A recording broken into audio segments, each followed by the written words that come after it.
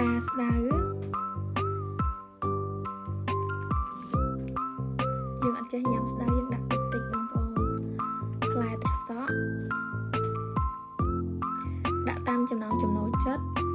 ជីនាងវង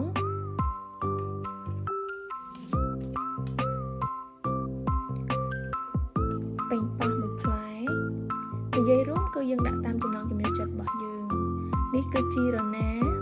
និងស្លឹកខ្ទឹមមីសួរឬក៏តាំងហ៊ុនយើងហៅតាមតំបន់ប៉ុន្តែស្រុកខ្ញុំហៅមីសួរកំពឹស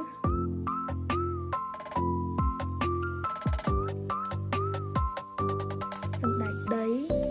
និងម្ទេសនិងសាច់បីជាន់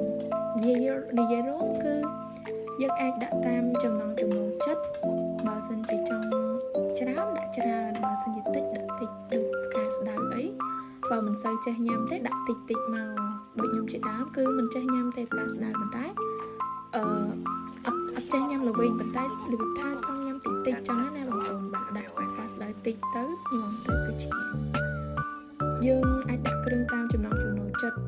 ដូចជានៅក្នុងទឹកញ៉ាំនេះផងដែរគឺមានដូចជា